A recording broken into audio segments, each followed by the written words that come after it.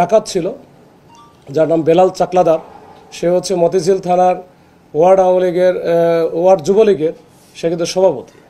আবার তার বাড়ি শফিপুর এলাকায় টাঙ্গাইলে। তো ওইখানেও মনে হয় দুইবার স্থানীয়ভাবে মেম্বার নির্বাচিত হয়েছিল। তো এরকম আর কি তার প্রোফাইল। এবং সে গত যে বৈষম্যবিরোধী ছাত্র আন্দোলনে দুইটা মার্ডার মামলারও আসামি। আমরা ডাকাতি মামলার ঘটনা সংক্রান্তে দুইটা মামলা গত জানুয়ারি মাসে, একটা 3 তারিখে ঘটেছিল এবং আরেকটা 22 তারিখে ঘটেছিল। এবং একটা ছিল ধানমন্ডি থানা 3 তারিখে ধানমন্ডি এলাকায় আড্ডা রেস্টুরেন্টের সামনে। আর আরেকটা ডাকাতির ঘটনা ঘটে সেটা হচ্ছে মোহাম্মদপুর থানা রেসিডেন্সিয়াল কলেজের সামনে। এই দুইটার মোডাস অপারেন্ডি বা একই রকম একই স্টাইলে ছিল। তো এটা নিয়ে আমরা যখন মনে করলাম যে এই দুইটা যখন ঘটনা ঘটে এবং মামলা হয়, ডাকাতির মামলা হয়, এটা ঘটনাটা ছিল এরকম যে চিটাগং থেকে ট্রাকে করে বিভিন্ন মালামাল, বিশেষ করে তেল, সয়াবিনের তেল বা পাম অয়েল তেল, এগুলো নিয়ে যাচ্ছিল উত্তরবঙ্গের দিকে। ঢাকা শহরে ঢোকার পরে তারা যথারীতি যখন যাচ্ছিল, এই প্রথমে ধানমন্ডি থানার এই যে আড্ডা যে রেস্টুরেন্ট আছে ওর সামনে এসে পৌঁছলেই কিন্তু দুইটা মাইক্রো, সাদা মাইক্রো আর কি, এরা এসে ওই যে ডিবি পরিচয় দিয়ে প্রথমে থামায়া তারপরে এরা নিয়ে নেয় ট্রাককে তখন উল্টা দিকে ঘুরে আবার তারা এই চলে যায় বিভিন্ন দিকে। বিশেষ করে প্রথমটা চলে যায় মুন্সিগঞ্জের দিকে। পরের যেটা ঘটনা ঘটেছিল ওই একই কায়দায় এই ট্রাকের ড্রাইভার সহ হেল্পার সহ এরা নিয়ে যায় 300 ফিটের ওখানে, ওদেরকে চেতনানাশক যে ঔষধ খাওয়ায় জোরপূর্বক ওই অস্ত্রের মুখে, বিশেষ করে চাকু এবং ছুরির মুখে ওদেরকে ফেলায় দিয়ে এরা ট্রাক নিয়ে চলে যায়। তো পরবর্তীতে আমরা মামলা হওয়ার পরে এই ট্রাক দুটো উদ্ধার করা হয় পরিত্যক্ত অবস্থায়। এটা দুটোই পরিত্যক্ত অবস্থায় উদ্ধার করা হয় মোটামুটি মাওয়াঘাট বা মুন্সিগঞ্জের ওই এলাকায়।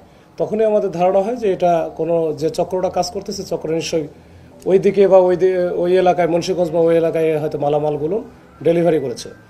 তো ওইটা সূত্র ধরে আমরা কিন্তু কাজ করি। আমরা তথ্য প্রযুক্তি এবং স্থানীয় যে গোপন সংবাদ, এই দুইটার ভিত্তিতে মূলত কাজ করা শুরু করা হয়। শুরু করে একটা পর্যায়ে আমরা গুরুত্বপূর্ণ তথ্য আমরা উদ্ঘাটন করতে পারি যে এর সাথে কারা কারা ছিল, শনাক্ত করি আর কি। শনাক্ত করার পরে আমরা প্রথমে 4 জনকে ধরি আরও কয়েকদিন আগে। তো এই 4 জনের কাছ থেকে আমরা মূল যারা এর সাথে আরও যারা ছিল তাদেরকে আমরা খুঁজতেছিলাম। মেইন যারা ছিল, বিশেষ করে এখানে জাকির নামে একজন আছে, ওর নামে প্রায় 20-এর অধিক মামলা আছে এবং সে এটা টিম লিডার, জাকির হাসান ওরফে তৌহিদ। তো ওকে ধরার জন্য আমরা গত কয়েকদিনের খুব চেষ্টা করতেছিলাম। এবং এরা কিন্তু প্রতিনিয়ত সারা ঢাকা শহরে চষে বেড়ায়। এদের নিজস্ব মাইক্রো আছে, এটাতে করে এই একই স্টাইলে একই কায়দায় বিভিন্নভাবে এরা ডাকাতি করে, ছিনতাই করে।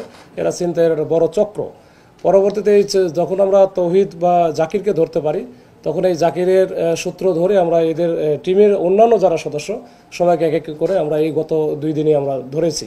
এবং ধরার পরে তাদের দেওয়া তথ্য মতে আমরা কিন্তু ওই যে মুন্সিগঞ্জে ওইখানে একটা বিস্কিট ফ্যাক্টরি আছে, যে বিস্কিট ফ্যাক্টরিতে এরা এই মালামালগুলো, বিশেষ সয়াবিন তেল, পাম অয়েল তেল, এগুলো গিয়ে ওদেরকে দিয়ে আসে। দিয়ে টাকা দেখলো যে মালামালের দাম হচ্ছে 30 লাখ টাকা, কিন্তু তারা পাচ্ছে 8 লাখ বা 10 লাখ টাকা নিয়ে আসছে। তো এতে ডাকাত যে পরিমাণে ইনকাম করে তার চেয়ে বেশি ইনকাম করে যাকে টাকাটা মাল দিচ্ছে, রিসিভার সে কিন্তু এটা বেশি গেইনার হচ্ছে।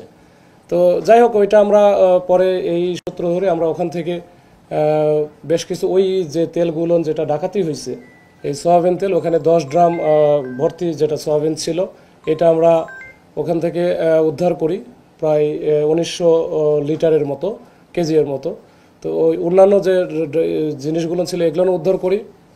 পাশাপাশি যে মাইক্রোবাসে করে তারা এই ডাকাতি কাজগুলো করতো, এই মাইক্রোবাসটা আমরা উদ্ধার করার সময়, যদিও মাইক্রোবাসটা আমাদের টিমের যে মাইক্রো ছিল ওটাকে বেশ কয়েকবার ধাক্কা মেরে ওরা পালানোর চেষ্টা করেছিল এবং অনেক দূর পর্যন্ত একেবারে যাত্রাবাড়ি থেকে শুরু করে পরে আমরা মহাখালী গিয়ে তাদের ধরতে পারছি। এরকম একটা অবস্থা ছিল। তো এর মধ্যে একজন ডাকাত ছিল যার নাম বেলাল চাকলাদার। সে হচ্ছে মতিঝিল থানার ওয়ার্ড আওয়ামী লীগের ওয়ার্ড যুবলীগের সে কিন্তু সভাপতি। আবার তার বাড়ি শফিপুর এলাকায় টাঙ্গাইলে। তো ওইখানেও মনে হয় দুইবার স্থানীয়ভাবে মেম্বার নির্বাচিত হয়েছিল। তো এরকম আর কি তার প্রোফাইল। এবং সে গত যে বৈষম্যবিরোধী ছাত্র আন্দোলনে 2টা মার্ডার মামলারও আসামি। তো এরকম আর কি। আর এদের এই 12 জন যে ডাকাত আমরা ধরলাম, এই 12 জনের ডাকাতের মধ্যে ম্যাক্সিমামই কিন্তু বিভিন্ন জনের বিভিন্ন এলাকায় সারা বাংলাদেশে এদের বাড়িঘর, এরা একসাথে হয়, একত্রিত হয়, হয়ে এরা ডাকাতি কার্যক্রম করে।